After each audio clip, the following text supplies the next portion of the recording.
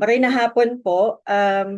Thank you to Saysay Bicol for this opportunity to talk about my research on the Philippine metrical romances. But specifically today, ang lecture na ito ay tungkol sa mga kababaihan ng agi-agi or ng Bicol metrical romances. And a part of what I'm going to talk about today is based off of a forthcoming book chapter that I worked with my colleague Jong Malabed, and it's on the depictions of women in uh, Philippine metrical romances in the 19th century. So, ayan, magsisimula na ako. Medyo nagko-code switch sa Bicol English sa Filipino. Siguro naalala nyo yung Florante at Laura at saka Ibong Adarna sa high school, ano, kasi required siya sa curriculum natin.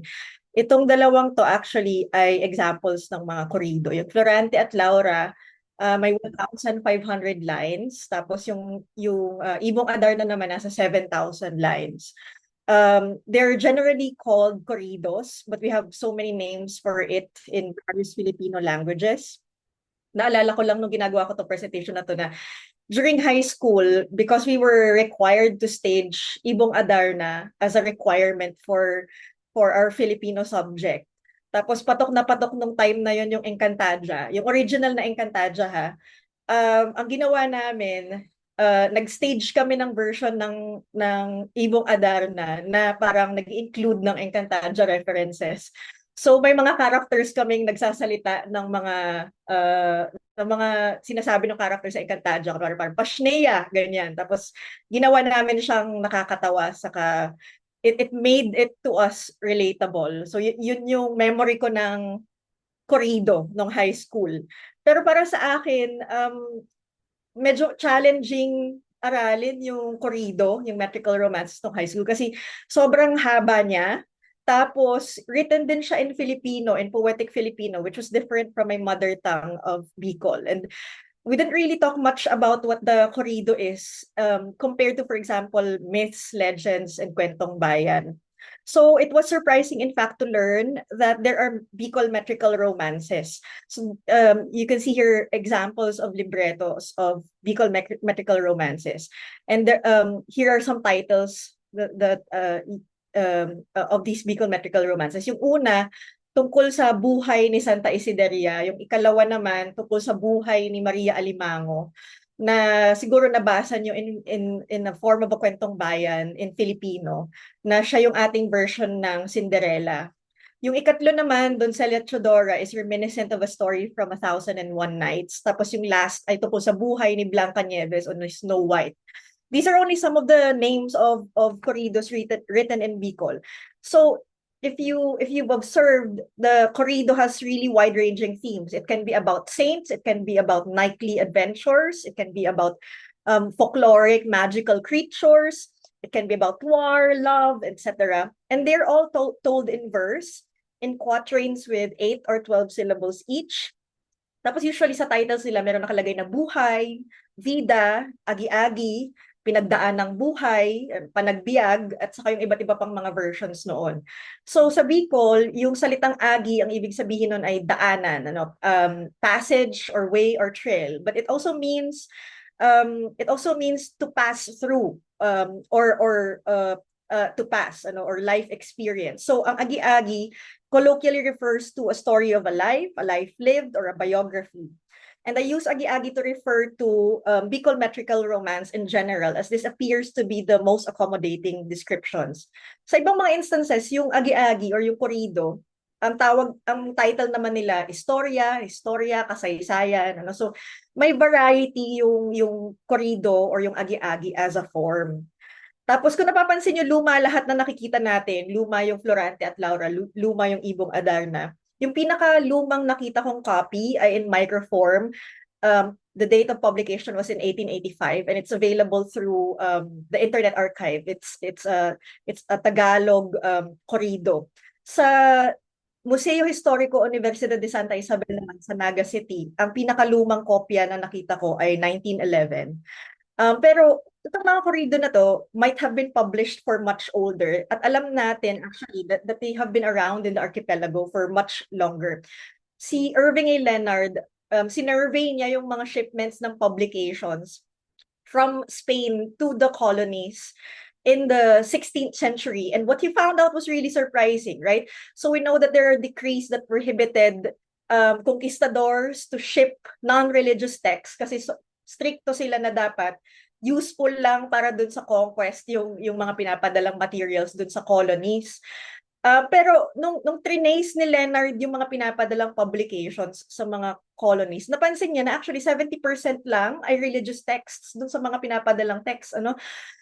30% were actually chivalric romances, no? So despite strict prohibitions to bring non-religious materials to the colonies, after all, yung control ng Spanish colonial state in terms of materials received in the archipelago, it wasn't as absolute. And usually, nakakalusot tong mga chivalric romances na to na galing sa Europe dahil pag tinignan sila ng mga censors, ang iniisip nila, harmless poetry or fiction lang naman na to. Sige, go. So, naisa-smuggle ng mga Kastila yung kanilang mga kwento mula sa Europa papunta sa Pilipinas. At ito ay popular entertainment reading fair nila to. So, pampalipas ng oras. So, yung status ng mga chivalric romances sa Europe, sobrang kalat siya, sobrang sikat siya, na alam nating nagkaroon tayo ng Don Quixote bilang criticism dun sa kasikatan ng mga romances later on. Kasi sabi ng mga tao, nakakabulok daw siya ng utak, kasi addict na addict yung mga tao doon sa pagbabasa ng mga metrical romances. Hanggang pala sa mga colonies, nakalusot yung ganong klaseng addiction sa chivalric romances, right? So much so that the bans on bringing non-religious texts was practically useless. So the Philippine romance, the Agi-Agi, the Corrido as we know it, was the result of the encounter of these smuggled European chivalric romances and our earlier stories, right? Our epics, our myths, and our tales. Yun yung naging Philippine metrical romance o Corrido na alam na natin ngayon. And the point is that they were the secular literary form that was so popular and so widespread in our archipelago almost as soon as the conquistadors came to the Philippines, which was a really long time, right? And so they quickly captured the imagination of the local population for a really long time. Sobrang sikat sila, sila, pinapedal sila, nilalako sila sa iba't ibang mga towns. Tapos mahirap malaman kung ikailang reprint na yung hawak-hawak mong kopya kasi nagse-sell out sila kapag binibenta kaya kinakailangang i-reprint. Tapos tinatranslate din siya sa iba't ibang Filipino languages. So yung example natin dito ay 3 kopya ng Agi-Agi na Doncelia Chodora na actually ay translation from the Tagalog Doncelia Chodora. The first copy is a complete copy with almost 3,000 lines.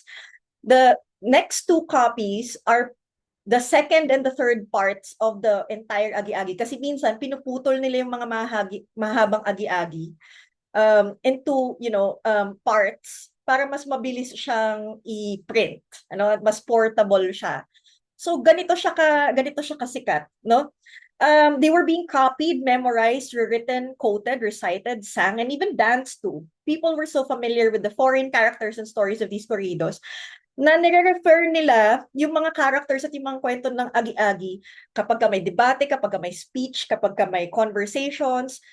Kumbaga, siguro ngayon, ano ang equivalent niya? Yung mga viral na TikTok na video, so kaya yung mga memes, na kapag ka nakikipagkwentuhan ka, halos hindi mo mapigilan yung sarili mong mag-refer doon sa mga kwento ng Agi-Agi kasi alam sila ng lahat ng tao, pinag-uusapan sila. No? So, this kind of popularity of the Agi-Agi lasted well until the mid-20th century.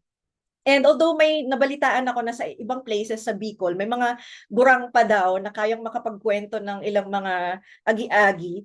The agi-agi right now largely exists in the archives as artifacts of a once vibrant cultural population. And we have copies of the agi-agi in several museums and libraries in Naga and elsewhere in Bicol. So the agi-agi is historical, but not just because they're old and archived. They are also historical because they are and should be considered valuable historical resources. Right. How can literature be history? Lalo na yung mga ganitong klaseng text na yung mga bida ay galing sa ibang bansa o kaya yung mga kwento ay fantastic. This concerned actually a lot of scholars. Most notably, you probably know this guy, si Trinidad Pardo de Tavera, isang scholar, who in his lecture in front of educators in Baguio in 1921, went off on a rant against the corrido. Galit na galit siya sa corrido. So, hinighlight ko yung ibang parts no kanyang sinabi. Sabi niya, yung corridos daw, they're about historical events falsified and fanciful. They're exaggerated, they're absurd, the stories are antipodal to Philippine realities. This position regarding the corrido na ang pinaka-weakness at ills niya ay yung kanyang pagiging false, pagiging fabricated, yung pagtingin sa kanyang fictions sa ganitong paraan, actually common na position siya ng parehong mga Pilipino at ng mga colonizer. But then this reading implies an understanding of historical sources as that which only explicitly documents or that which reflects lived experience and reality. I want to argue today that there are other ways to read literary texts as historical documents, and I want to do that by talking about the women of the Agi-Agi. I'll talk about the four most common ways that women in Agi-Agi can be seen in or can be seen as or portrayed. So I'll go over them. Dito sa passage na to, written in Old Bicol, introduce sa atin yung isa sa mga pinaka-common na characters na babae sa Agi-Agi. No? So, yung ating heroine ay ini-introduce bilang isang daragang banal na dalaga. A young woman, a saintly virgin, na simula bata pa daw siya, deboto na siya ng Birhen del Rosario, mabait daw siya, masiyahin, more importantly, she is saintly. This is the typical description of a long-suffering woman sustained by divine aid, which, to make it easier for us, we'll call the lowly heroine. She's also described as the pobreng agong, the poor wife, or makahirak-hirak na babae, kaawa-awang babae. So they're young wives, young mothers, young daughters that have usually no special social status. In short, they're average. Pero minsan, nag-a-appear din sila as princesses or queens. Nagiging lowly heroines pa din sila by this one key characteristic, which is the core and defining trait of this character. They endure the trials and tribulations of life. They suffer a series of exaggeratedly excruciating, not only unfortunate, but also unjust events. So yung mga lowly heroines sa Agi-Agi, grabe yung pinagdadaanan nila, no? Nako-hostage sila, ilang beses silang nilalason, pinapatapon sila para kainin ng mga creatures, they are beat up by their own parents or not by their own parents. They are sexually assaulted. They're amputated. Sometimes they're even killed by filicide and even have worms crawl out of their body. So in the Agi-Agi, which I feel is an unassuming text, at least that's what it looks like. Sobrang violent ng mga eksena kung saan pinapakita tong lowly heroine na to, nakakagulat siyang ma-encounter. Yung sakripisyo ng lowly heroine, itong pinagdadaanan niya na serye ng mga unfortunate and unjust events na to, ang reward sa kanya sa dulo ng kwento, especially kapag namartir na siya, as a pure virgin woman, ay ang kanyang ascension sa heaven katabi ng mga santo at ng mga anghel. And her ultimate virtue and her superpower is that she is persecuted and that she endures it silently. Mamaya tayo mag-uusap ulit tungkol dito sa lowly heroine. Yung ikalawang common character naman women character naman sa Agi-Agi ay yung babaeng ini-introduce bilang burara. Ang babaeng ito ay totoong burara, sabi ng unang line. Ang kanyang kalagayan ay matabil na dila. So her nature daw is to tattle to everyone other people's business. In short, chismosa siya. In other passages, this woman is actually described as being beautiful, seductive even. So parang yung kanyang pagiging pagiging burara, neglectful at makalat siya, undesirable yung kanyang nature, nagkakalat siya ng masama tungkol sa kanyang kapwa. Ang tawag natin dito sa character na to ay yung evil madrasta. Dito sa eksenang ito, yung lowly heroine's father, yung tatay ni Maria, na si Palpal na Juan, kasal siya kay Marta, pero nawili daw siya sa ganda ni Kikay, sa gayon ni Kikay, ano? And then Juan is told by Kikay, kung mahal mo talaga ako, patunayan mo, patayin mo ang iyong asawa. Ano, so kaagad-agad na nag-utos si Kikay kung ano yung gagawin ni Juan, at ang understanding dito ay isang bagay siya na hindi naman talaga may isip gawin ng tatay ni Maria. So Kikay is a scheming woman because she seduces Juan to do things he didn't intend. After Juan falls for Kikay's schemes, she eventually becomes the lowly heroine's madrasta, in which she abuses the lowly heroine, making her do all the household chores. She slaps and pulls the hair of Maria, biniberate niya, tinetreten niya. At spoiler alert, dahil ito ay isang agi-agi na may exaggerations at saka absurd na story, sabi nga ni Pardo de Tavera, sa isang eksena doon sa gitna ng agi-agi, pupwersahin pa ni Kikay yung ating lowly heroine na si Maria na kainin ang isang alimango na actually ay ang kanyang reincarnated na nanay, o 'di ba? So pinakain kay Maria yung kanyang ina na naging alimango. Ano? So ganun yung mga nakikita nating kwento sa Agi-Agi. Ang point ay common itong description sa babae bilang madrasta. Napaka-interesting, 'di ba? Sa lahat ng pwedeng maging character na babae, madrasta pa talaga. Ang tawag sa kanya ay burarang babae or madrastang palpal. Dito naman sa susunod, meron namang iba pang characterization sa mga babae. Ito yung babae bilang collateral character. Yung collateral character na babae, ang example nun ay yung asawa nga ni Juan, ano, yung nanay ni Maria na ang pangalan ay si Marta. Described siya dito bilang babaeng mabait.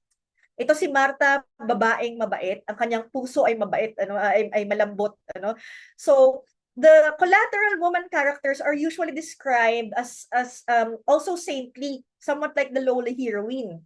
Ang difference lang ng collateral women characters sa lowly heroine, mas unfortunate siya kasi either nagkakaroon siya ng sakit at namamatay siya o pinapatay siya katulad ng sa kaso ni Marta. Ano, so si Marta eventually doon sa agi-agi, itutulak siya ni Juan sa habang nasa bangka sila, tapos iiwan siya doon sa laot, ano, para patunayan niya ni Juan kay Kikay na mahal niya talaga ito, no? So doon lang sa mga unang eksena ng Agi-Agi nag-a-appear yung mga collateral women characters. Nawawala sila immediately doon sa narrative.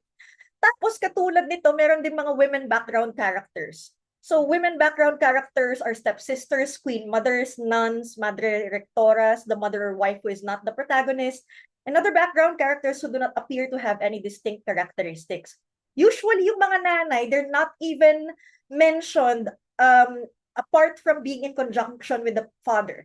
So in a lot of these agi-agi, there's always an epithet that goes ama pati ina. So the mother will always appear beside the father, but she doesn't have any speaking lines. Ano, yung tatay, nagsasalita siya as himself, ina-address siya ng bida, pero yung nanay wala siyang sinasabi. So ganito yung mga women background characters. They only appear as either nameless or part of a bigger mass. So naglalaho lang din sila doon sa kwento. Sabi ng isang Bicol scholar who studied the Bicol metrical romances back in the 1950s, the typical heroine is beautiful, gracious, and loyal in love, but they're usually types rather than individuals. Walang pagiging three-dimensional yung characters ng mga agi-agi. Hindi lang ito pagdating sa heroines, pero also sa heroes. And they undergo no development at all. So yeah, the agi-agi heroes are static and not fleshed out, unlike the characters in modern realist fiction or in stories that you're more familiar with now. To talk about these women characters further, the lowly heroine is first patterned after the image of the Virgen Maria, right? So the Virgen Maria is of course the most exalted woman, siya yung peak ng babae, whose persistence and popularity is experienced in town fiestas, churches, and cultural traditions. In Bicol, 1882, nakarating sa Nueva Cáceres yung Peña Francia, at alam natin na siya yung pinakamalaking Marian celebration sa buong Asia until now. So ganun ka persistent at ka-popular yung image ng Virgen Maria, ano, na pure na ina. You know? So, of course, like the Virgen Maria, whose ultimate role was to be the mother of Christ, women in the Agi-Agis are typically defined in relation to more important, more authoritative men, with whom they're constructed to be always in relation. Asawa ka, anak ka ng isang ama, etc., etc., right? So, within the context of the colonial Spanish Catholic order, the heteropatriarchal nuclear family is the most local level of the hierarchy led by the paternal head, the father. The woman's foremost role is to preserve this order by being a loyal and submissive wife and daughter. And we can look at this, the construct of the Agi-Agi woman, especially the lowly heroine, as the enduring impact of what Boxer called Mary and misogyny, which is na nung 16th century daw, yung Roman Catholic Spanish state deprived women of political power, and they were pushed out of their religious roles as babaylans and Catalonans to be replaced by male Catholic priests. Right? In relation to that, because the Agi-Agis are stories of exemplar lives, so laging, di ba yung kanilang title ay Buhay ni. Kaya ganun yung kanilang format ay dahil kwento sila ng mga buhay na dapat tularan. So yung kanilang mga heroes at heroines ay may ini-exhibit dapat na exemplar na virtue. Sa kaso ng mga lowly heroine, yung virtue na to ay yung pagiging malabirhen na matiising babae. So the saintly patience of the lowly heroine is the utmost virtue of the agi-agi woman. Pero itong patience na to, hindi lang to basta-bastang marunong maghintay na patient, pero ito ay patience na tolerant ka sa authority, loyal ka sa order, at most importantly, you endure its suffering. So the agi-agi woman is written to be subjected to violence and adversity, physical abuse, domestic violence, disaster, sexual violence, and spiritual temptation. And in the rare times na may lull sa kanyang serye ng mga anong tawag yan, paghihirap, she is in various states of enclosures and weakness, so hindi siya makapagsalita at di din siya makagalaw. This limits her physical movement and socio-political visibility and freedom. The lowly heroine is made to appear behind her quarters wall. So may mga characters tayo ng agi-agi na simula pa lang ng kwento, kinukulong na sila ng magulang nila dun sa kanilang kwarto. So hindi sila pwede mag-participate in conversations, literal na absent sila sa public at sa mga tao na dumadalaw sa bisita. Minsan, yung lowly heroine, pinapatapon siya sa ibang kaharian o kaya nililigaw siya sa gubat. So bahagi yun ng abuse na pinagdadaanan niya. And the only other instance she finds herself outside the home are through other enclosures. She either goes to the Beateria or she goes to her husband's or her master's home. She is the matiising babae, Virgin Mary silently accepting the divine will. The Spanish feminine ideal, shaped especially by the 17th to 18th century formal education and the beaterias and recogimientos that were instituted during that time. So, interestingly, this image of the mute, wordless, patient, enduring Virgen Maria is also sustained in other popular texts. For example, Rizal's Noli Me Tangere through the image of Maria Clara.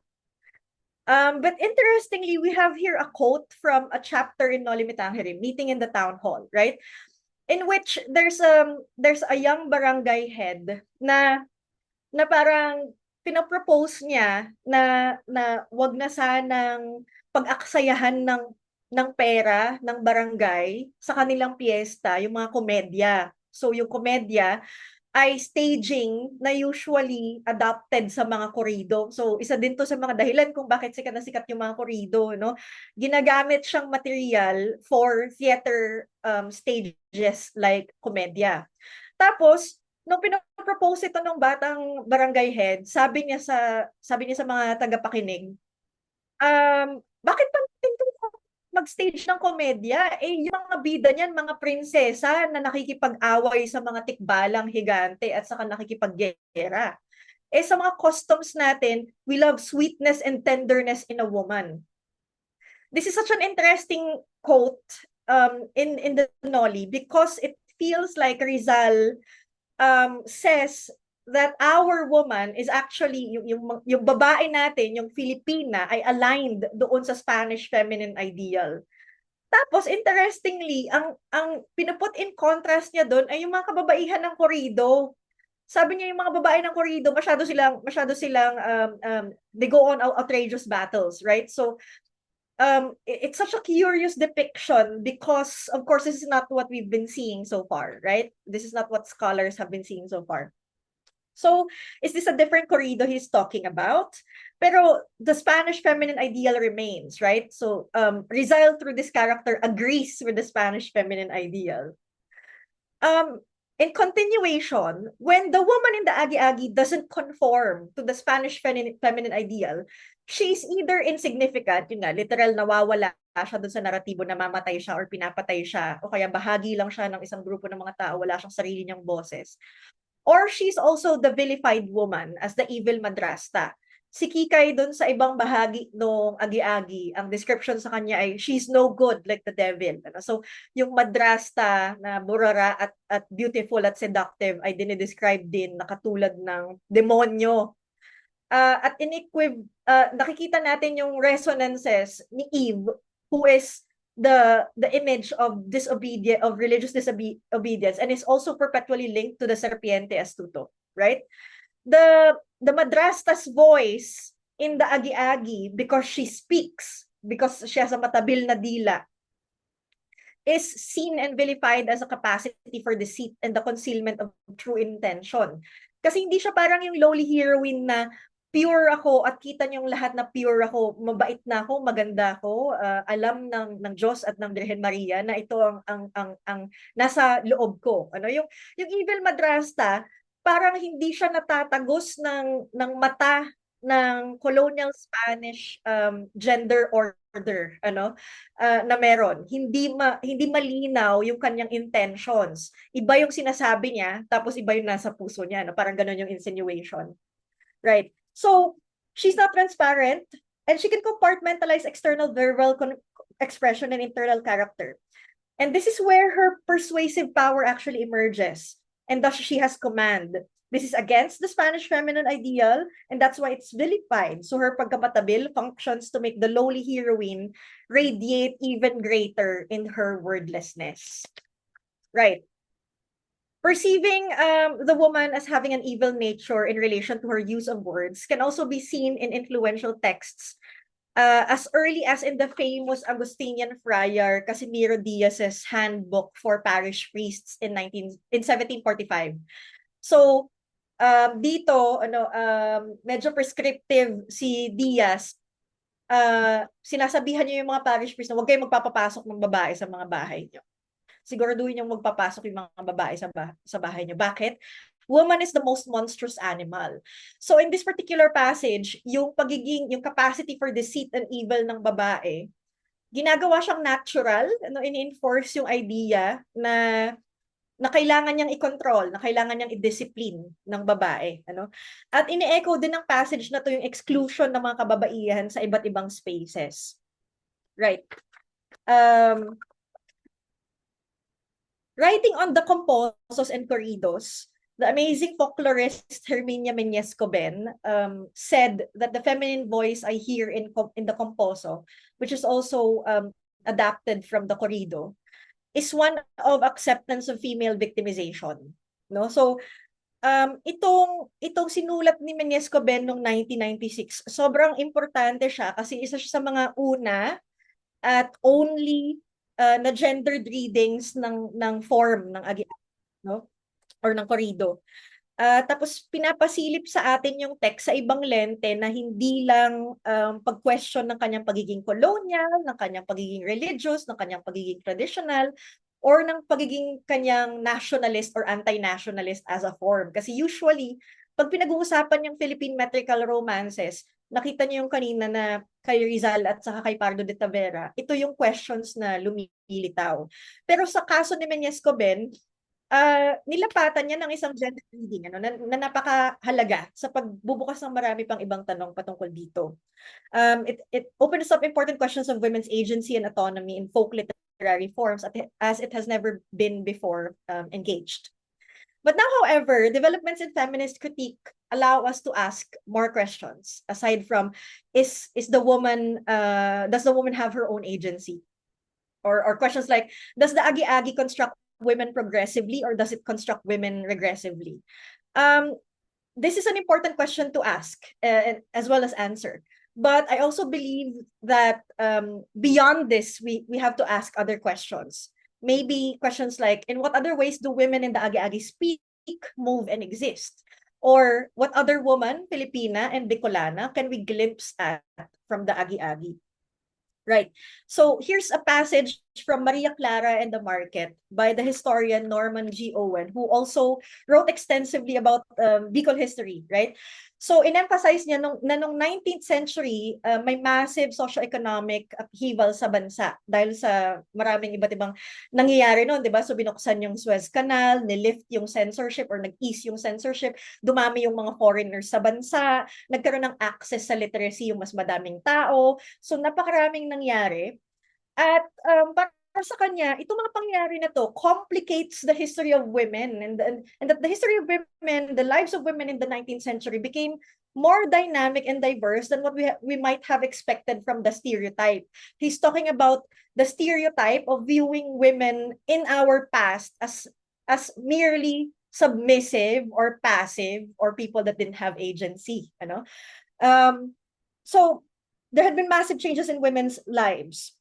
The woman of the 19th century, especially of the late 19th century, so far from the native women that conquistadors sought to discipline and then put in baterias. The readers and writers of the Agi-Agi in the 19th century are in fact no longer entirely the same as the women in the Agi-Agi. So kahit sa intellectual and literary history, may mga unti-unti tayong makikita na changes. Halimbawa, 17th to 18th century intellectual and literary life of native women in baterias actually thrived despite decrees to prohibit the use of Tagalog, spoken Tagalog, and the use of Tagalog in prayer books, which this historian Luciano Santiago actually surmises na yung mga babae, yung mga biyata doon sa Biateria, sila yung nagsulat ng mga Tagalog prayer books. So sobrang aga nito, 17th to 18th century. In the early 19th century, hindi lang prayer books yung sinusulat ng mga kababaihan natin, kundi letters, documentation of life in the Beatas, legal documents, and so on. And a really good example of this is what he talks about as the lamentations of the women of Pila, Laguna in 1804, in which the women of Pila daw organized to write an emotional letter against the moving of their town center. And for Santiago, it demonstrated that women had a say in public opinion, and not only that they were actually very much aware of what was happening around them, right? Pagdating sa publishing, may mga women publishers din tayo. Ang sobrang gandang example nito ay yung Imprenta de la Viuda Lopez na first and most successful woman-owned press. Ang may-ari nito ay si Doña Remigio Talusa, na actually siya din yung unang nakapag-publish ng libro in Panayanon or in Hiligaynon. At siya din yung naglabas ng unang daily newspaper sa buong Pilipinas. So it's a big deal. And then also writers, although they were very difficult to find, right? Actually, the longest corrido was written by Señorita Doña Ana Romero Llamas. And in Bicol, we have Señorita Patrocinio Lerma, who was writing political essays, documents, letters, and so on. And then Nicolasa Ponte de Perfecto, who wrote Osipon and also Agi-Agi or Corrido, among many others. So, yung mga babae, they're not really as excluded as we were made to think in so much of how they are depicted in history and also in other texts, right? In the Agi-Agi, now with this new perspective, I felt that the really long passages that depicted women lamenting, pleading, begging, crying, merited some rereading. No? So, dito sa mga Agi-Agi na to, minsan may allotted na 2-3 pages, ganito kahabang mga lines. So many lines are allotted to describe just how they cried or they lamented. So recurring at saka sustained tong mga laments nila at sobrang daming epithets to describe it. So brabod ning luha, spring of tears, ang pagtangis nila ay sa umaga, sa gabi, so napakadaming creative ways to describe how they cried. So I felt that it needed rereading in this sense. The recurrent and sustained sound of prayers, laments, and pleas emerges a voice that perceives and recognizes actual conditions. They cannot easily be disregarded or persuaded. The lowly heroine's tears are never ending because her madrasta forced her to do things that she does not agree with, or that she feels that her physical capacity isn't capable of, or she could not accept that her husband is forcefully taken away from her to work in the gold mines in some agi-agi, or that her madrasta brought her to the woods to die, or that her own father is forcing her to marry her. So the lowly heroine actually doesn't just allow things to happen to her. She cries a whole lot, right? And she wails, she laments, so maingay siya, hindi siya pumapayag agad. Nakikipag-away siya na hindi mangyari sa kanya yung unfortunate or unjust na events na ito. And at a closer glance, hindi sila naloloko ng kanilang suffering, hindi nila iniisip na deserve nila tong suffering na to. They insist on their dissatisfaction with their situations as unjust and deserved. And in fact, in the narratives, lowly heroines go through several repetitions to prove how innocent they really are and how unjust this suffering is. And aside from that, they even try to negotiate with the higher power. It's usually by praying to the Virgin Mary, or it's also usually by negotiating with their captors or with their assailants na itigil na tong pinagdaraanan nila, na take me away from this suffering. So they negotiate with the higher power that structures the social order and subjects them to the will and authority of their parents, husbands, and church officials. And when the lowly heroine is assailed by wrongdoers, she also negotiates with them to leave her alone. Kasi nakikita niya, sinasabi ng lowly heroine na wag mo tong gawin sa akin kasi nakikita ko kung sino ka. Naniniwala ako na puro ang iyong dugo. So biglang nare-reverse yung sight sa kanya ng Diyos o kaya ng hierarchy na usually kalalakihan. Tinitignan yung babae pero hindi siya nakakita. Dito sa passages na to, nakikita natin na sa totoo lang ay nakikita sila din ng lowly heroine. She reverses the gaze of her assailants and the all-seeing eye of God. Her sight and speech are translated immediately into persuasive power, and the otherwise mute and passive character suddenly gains control of her destiny. Dahil kaya niyang i-insist na itigil mo to, at dahil persuasive enough yung kanyang sinasabi, dahil binabackupan din siya ng Birhen Maria, nagkakaroon siya ng power, ng persuasive power, ng power para i-decide yung kanyang destiny. In the end, the women of Corridos are after all not mute. The limits of the colonial gender ideology seen in the roles imposed upon them in Corridos are exposed in scenes that puncture the narratives. Beyond it, visions of a different woman and her world can be glimpsed. Perhaps the long-suffering woman sees a world in which her space and voice are not violated and her perception is equal to others. So while there is an ideological portrayal of women that insisted on their roles as submissive mothers, wives, and daughters, this is actually in discrepancy with their daily reality, especially of the women of the 19th century and on to the 20th century. Women who not only read the Agi-Agi, but also sometimes penned or wrote the corridos we have. So the way that these women are very generically and sparsely described, kasi sinasabi lang na maganda sila, sinasabi lang na mabait sila, so hindi masyadong ini-individuate. Dahil may ganitong spaces sa kanilang descriptions, ang nangyayari ay yung descriptions na to nagiging malleable para ma-accommodate yung iba't ibang interpretations ng kanilang readers at listeners at ng kanilang interventions ng kanilang copyers, composers, translators, and performers. So kahit ng mga prinsesa sila minsan, o mga reyna sila minsan, o kaya mga saint sila minsan, there were also criadas and lavanderas. They were also, Philippine country girls made local and contemporary. In short, the women of the Agi-Agi are the women like us. Furthermore, they're sometimes shown in scenes. These are very briefly described, but nonetheless, these scenes exist, right? So they travel outside of their imposed confines. Although usually nakaka-travel sila sa kanilang mga bahay dahil sa kanilang unfortunate events as orphans, wives, criadas, lavanderas, and slaves. But sometimes they're also shown to explore and get lost on their own. In this particular passage of the Vida or Agi-Agi ni Santa Isideria, si Isideria, she accidentally wanders off into the kaharian ng Granada. Tapos, biglang nagkaroon ng laban ng mga Moro at saka ng mga taga-Granada. Tapos napansin niya na, naku, matatalo na ata yung mga taga-Granada, kailangan ko na mag-intervene. So anong ginawa ni Isideria? Nagbihis siyang lalaki at sumugod sa gera. At naipanalo na yung gera na yon. Pagkatapos niyang gawin yon, tinanggal niya yung kanyang panglalaking damit at nagsimulang maglakad pa uwi. Yung hari, hinahanap yung warrior na ina-assume niyang lalaki na nagpanalo sa kanila, no? Pero hindi niya mahanap kasi after all this time, babae pala yung nagpanalo sa kanila.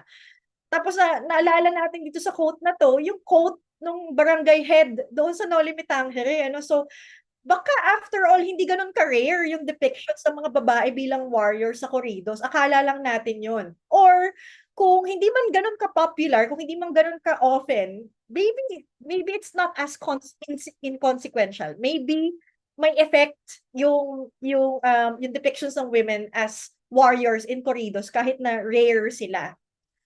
It's also important to note that women in Agi-Agis advocated for their husbands, children, and community. Usually, their actions are motivated to by serving as protectors and to fight for their community, and they would organize women like them. So, the next question is, what else about the other worlds and other women that we glimpse from the Agi-Agi? Remember that the Agi-Agi it's experienced materially. So it's being read, it's being recited, it's memorized, and it's sometimes staged. Sa puntong ito, magre-refer ako sa isang quote ni Nicanor Chongson sa kanyang pag-aaral ng Philippine Komedya. And as I mentioned earlier, yung komedya, adapted siya sa mga corrido. Dito sa passage na to, he talks about the travels of Alvarez Guerra nung nagpunta siya ng Albay, right? Tapos may sinestage na komedya doon na based sa mga corrido. Tapos sabi ni Alvarez Guerra, sobrang seductive daw yung lure ng fantasy world ng romance, ng komedya, na yung dalawang prinsesa, dalawang actors ng komedya sa Albay, na prinsesa sila doon, at some point na dilulo sila, tapos naniwala sila or tinry nilang gawin na totoo yung kanilang pagiging prinsesa. No, so hindi happy ending ito kasi one turned into a thief and the other sold her body because the shock of returning to the real world was too much for them. They had grown used to the fantasy and luxurious life that they had experienced acting in comedias. This refers to comedias, right? But comedias, of course, are, I think it's blowing corridos into larger than life proportions kasi na-experience mo yung mundo ng corridos dahil naka-costume yung mga tao at may banda at saka stage nga siya, ano? Exaggerated siyang version ng corrido, tapos material siya, ina-act out siya, nakikita mo siya. Importante itong passage na to sa akin kasi pinapakita niya na siguro yung tinatawag ng maraming mga scholars at intellectuals na kasamaan ng corrido dahil siya ay false or fabricated or fiction or fantastical, siguro hindi lang naman siya pwedeng matignan bilang masama, kundi pwede siyang tignan as something that opens up possibilities of thinking or looking at the world, right? Maybe it reveals another world for us. And so, Agi-Agis as other literary, theatrical, and musical texts can probably be read to reveal these potential other worlds, as historians like Owen also have said. So, what other possibilities could the Agi-Agi have opened up to the Bicolanas of the 20th century, or in what other ways did the Bicolanas attempt to materialize these possibilities of a woman in 20th century Bicol? This is actually this is a question that I am yet to answer. It's a question that I want to research more, ano. So kung napasilip sa kanila yung ibang uri ng babae aside from yung babaeng alam natin, yung Virgen Maria, o kaya yung madrasta, o kaya yung babaeng insignificant, o yung babaeng background character lang, tapos may mga babae palang hindi ganun sa Agi-Agi, ano pa yung iba't ibang mga paraan na nagkaroon ng malaking impact yun sa buhay nila na sinubukan nilang mag-isip na okay, may ibang paraan to exist, no? We need to ask how we can complicate depictions of the passive and silent 19th century Filipina and reassess if our way of now seeing our women in history as just that is sufficient and if it is correct. Are we simply agreeing to this depiction of the woman as passive without further study? Even if with good intentions? Is it possible that the Agi-Agi women recognize their conditions like our women, like the women in Pila, like the women of the 20th century and 19th century, like they did? The women of Corridos were cited, performed, and repeatedly revised, along with the various worlds it carried. Some contradictory, some obsolete, some carrying the potential of another world where not just women, but all of us are freer, all recognizable realities to the public that has so widely accepted it. Um, so, in short, the Agi-Agi's women are our women. They reveal our lived experiences and realities, but also our hopes and aspirations. And rereading the Agi-Agi as a literary text with a material life and as a cultural artifact and symbolic act opens the text to be reinterpreted in ways that might have been overlooked by historical, colonial, generic, and gender biases. So, Agi-Agis can document what is, but more importantly, it can also document what is yet to be, what is waiting to be materialized, what is being dreamt of or prayed for. These are as important as actual realities, ano? And there's still so much work to be done on the Agi-Agi. So, to my fellow historians, teachers, researchers of literature and culture, educators and students, some future directions. First is to prioritize new historical studies on women in Bicol and establish their place in Philippine history and their relations with surrounding literary activities, not just for us, but also, again, to make these relations known and to be more proactive in terms of initiating collaborations with women and writing on women's history. The second is reevaluate earlier texts with a gender lens, being wary of the multifarious ways women have been historically written out, not only as characters in the story, but also as part of the production of these stories. So yung mga babae, hindi masyado na pag-uusapan kung gaano kalaki yung role nila pagdating sa publishing, pagdating sa historical documentation, bilang actors, bilang composers, nitong mga kwento na to, no? And lastly, study literary texts as objects with material lives and cultural artifacts that are creative and symbolic acts.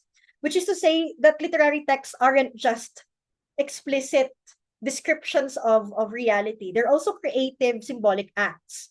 It's not just a story, but it's something composed, it's passed around, it is materialized, it's experienced, it's lived. And that it is also a repository of worldviews that simultaneously rejects and reaffirms existing ideologies and social orders. So this is where I end my presentation, and I hope you are able to take something useful from that. Mabalos, Tabi.